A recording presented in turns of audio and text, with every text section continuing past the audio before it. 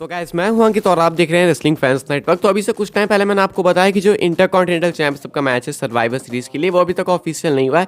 हमने देखा कि मिस जीत गए फेटल 4 वे नंबर 1 कंटेंडरशिप के मैच को एंड वो बन चुके हैं नंबर 1 कंटेंडर, लेकिन ये वाला मैच अभी तक अनाउंस हुआ नहीं था। प्रॉब्लम्स ये थी कि शायद से WWE एंडिंग में जो है कुछ करना और चाह रही थी, हो कुछ और गया। ये हुआ डबल पिन की वजह से। ऑलरेडी ये सारी चीज़ें मैं आपको समझा चुका हूँ, अगर आपने वीडियो देखी होगी तो आपको मालूम होगा। तो ऐसे में जो गैस प्रॉब्लम्स थी तो मैच जो है अभी तक कंफर्म हुआ नहीं था। मैं आपको बता रहा था कि वैसे 3 मैचेस कंफर्म है, लेकिन अनाउंसमेंट सिर्फ 2 मैचेस की हुई है।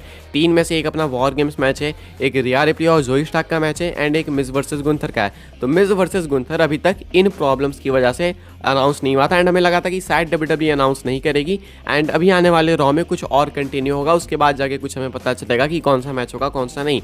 लेकिन अभी जो है WWE इस चीज़ को अनाउंस कर चुकी है, यानी कि WWE सिंपल एक सिंगल्स मैच के लिए जाएगी गुंथर और मिस के बीच में।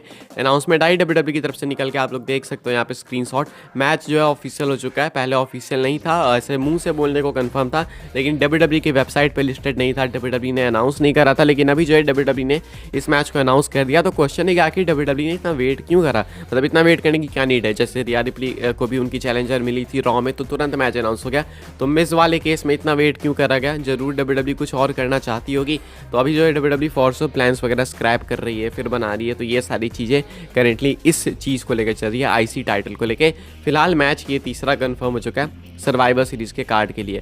आगे बढ़ते हैं गैस, बात करते हैं अगली स्टोरी के बारे में, जो कि अपना CM पंक टीज है। और डेली एक अपडेट तो आएगी जहाँ पे कि आपको CM पंक टीज मिलेगा एंड अभी जो CM पंक का टीज निकल के सामने आया ग्रेसन वॉलर की तरफ से।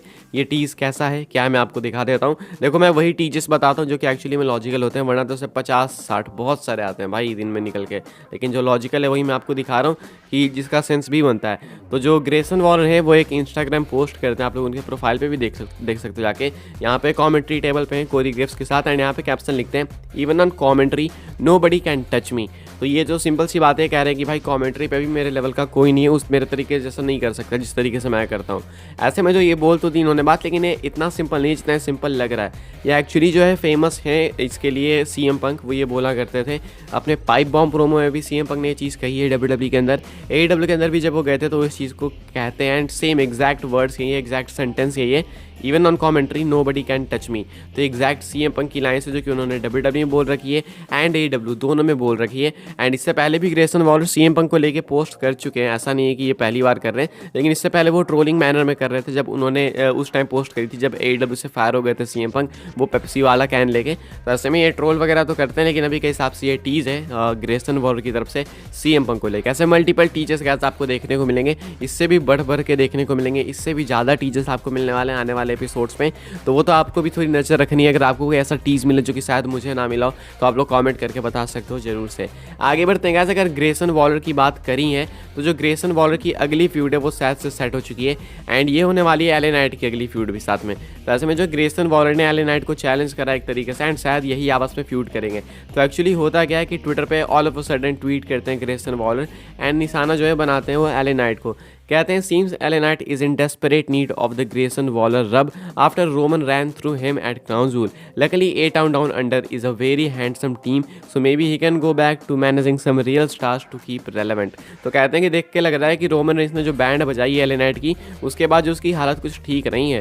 कहते हैं कि हमारी जो टीम है मेरी और ऑस्टिन थ्योरी की वो चाहे तो उसे मैनेज कर सकता है एंड रेलिवेंट रह सकता है। ये जो है शॉट्स लेते हैं मैक्स ड्यूपरी के ऊपर, जब मैक्स ड्यूपरी मैनेजर थे LA नाइट मैनेजर थे एंड वो मैनेज कर रहे थे इनकी मैक्सिमम मेल मॉडल को। तो उसके ऊपर जो शॉट्स देते हैं कहते हैं कि एक्चुअली में किसी स्टार को अगर मैनेज करना है और रेलेवेंट रहना है तो मुझे और थ्योरी को हमारी टीम को तुम कर सकते हो, चाहो तो हम तुम्हें एक मौका दे रहे हैं अपने आप को रेलेवेंट रखने के लिए। तो यहाँ पे जो LA नाइट का रिस्पॉन्स भी है इस चीज़ के ऊपर। LA नाइट एक वीडियो पोस्ट करते हैं, इसका स्क्रीनशॉट मैं आपको दिखा दूंगा। कैप्शन लिखते हैं this guy playing on the internet. तो वीडियो में क्या कहते हैं मैं आपको बता दूं। कहते हैं निक LD से डिमांड करते हैं कि भाई मेरा सेगमेंट सेट करो स्मैकडाउन के लिए, मैं आऊँगा इसकी बजा के जाऊँगा एंड इसकी मैं मतलब ऐसा कर रहा हूँ चिथरी कर दूंगा। तो LA नाइट जो अपने हिसाब से जिस तरीके से ओपन वगैरह कट करते हैं उसी तरीके से यहाँ पे ग्रेसन वॉलर को काफ़ी पकड़ कर उन्होंने लपेटा यहाँ पे एंड अच्छे तरीके से उनको रिस्पॉन्स भी दिया। इसका कंक्लूजन ये है कि आपको स्मैकडाउन में इनका सेगमेंट देखने को मिलेगा। ये ग्रेसन वॉलर अफेक्ट है शायद, अगर मैं गलत नहीं हूँ तो हो सकता है मैच में भी डेवलप हो जाए।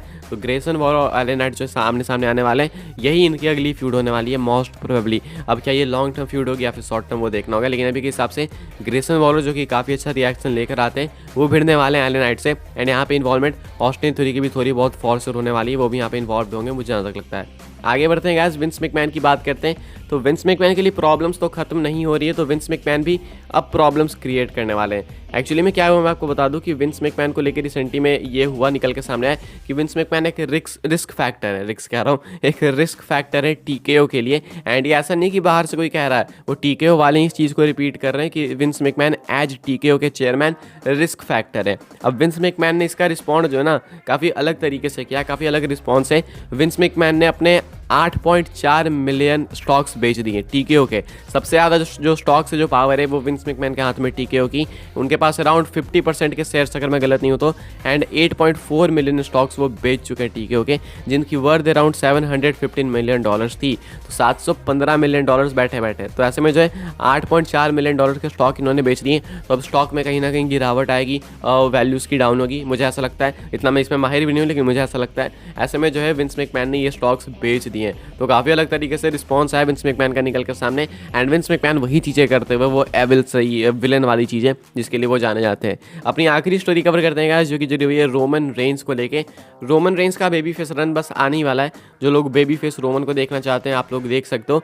ऐसा नहीं है कि वही पहले वाले बिग डॉग आ जाएंगे। इस बार रोमन का जो बेबी फेस आएगा कैरेक्टर, वो काफ़ी डिफरेंट होगा, ट्राइबल चीफ से इंस्पायर्ड होगा। एंड थोड़े बहुत उसमें ट्राइबल चीफ वाले ब्लड्स भी देखने को मिलेंगे आपको। अब ऐसे में अपडेट क्या मैं आपको बता दूं, अकॉर्डिंग टू अपडेट्स रिसेंटली में मालूम चला कि जो कोडी रोड से फॉर श्योर अपनी स्टोरी फिनिश कर रहे हैं रोमन को रेसलमेनिया में हरा के, जिसकी प्रोबेबिलिटी 99.99% है डेटॉल की तरह। तो ऐसे में जो गाइस रोमन रेंस इसके बाद जो रन देंगे WWE के अंदर, वो बेबी फेस रन देंगे। ऐसा नहीं है कि कोडी से हारने के बाद वो रिटायर हो जाएंगे, हॉलीवुड चले जाएंगे, हो ही नहीं रहा वो। हॉलीवुड अगर जाते भी तो टेम्पररी जाएंगे, या वैसे तो जाने नहीं वाले तुरंत। उसके बाद वो WWE से ब्रेक ले सकते हैं कोडी से हारने के बाद। एंड देन जब उनका रिटर्न होगा तो वो वापस आएंगे as a baby face most probably. यानी कि अगर मैं बातों को घुमा फिरा के बोलूँ सीधा, तो आप एक्सपेक्ट कर सकते हो कि रोमन का जो बेबी फेस रन है, एक new baby face character Roman का, रेसलमेनिया के बाद आपको रोमन के अगले रन में देखने को मिलेगा। अब अगर रोमन बेबी फेस हो जाएंगे ना, तो कई सारे ऑप्शंस खुल जाएंगे रोमन के फ्यूड्स के लिए। लेकिन प्रॉब्लम ये है कि क्या सारे के सारे फैंस ये देखना चाहते हैं? क्या फैंस चाहते हैं कि रोमन रेंस का बेबी फेस टर्न हो? क्वेश्चन ये है। अभी के हिसाब से देखो, मैक्सिमम मैं लोगों को देखता हूँ तो वो हील रोमन को ही पसंद करते हैं। बेबी फेस की तरफ काफ़ी कम लोग जाना चाहते हैं, रिस्क नहीं लेना चाहते कि भाई कहीं वापस से वो पहले की तरह हो जाए। तो वो एक रिस्क तो है, लेकिन हाँ, एक्सपेरिमेंट करना होगा। हील भी बने थे रोमन, तो काफ़ी सारे लोग पहले डिसअपॉइंटेड थे कि भाई ये क्या हो गया, मेनली इंडिया के अंदर। लेकिन एंड में लोगों को काफ़ी पसंद आया वो। अभी थोड़े से बोर हो चुके हैं कि भाई ये आता नहीं है, वो अलग बात है। लेकिन हाँ, एक बार अगर WWE फिर से एक्सपेरिमेंट करती है तो आई होप की चीज़ें सही जाए, एंड बेबी फेस कैरेक्टर भी आया तो वो सही रहे। क्या थॉट्स आपके कमेंट करके बताना। इस वीडियो के लिए क्या चाहिए अपडेट्स, आई होप सो आपको इन्फॉर्मेशन मिली तो आप लोग वीडियो को लाइक कर सकते हैं जरूर से, शेयर कर सकते हैं, सब्सक्राइब कर सकते हैं चैनल को, एंड फॉलो कर सकते हैं मुझे इंस्टाग्राम, ट्विटर पे, दोनों के लिंक आपको मिलेंगे डिस्क्रिप्शन में। व्हाट्सएप चैनल भी ज्वाइन कर सकते हैं, उसके भी लिंक डिस्क्रिप्शन में। मिलता है अपने नेक्स्ट काफ़ी इंटरेस्टिंग वीडियो में।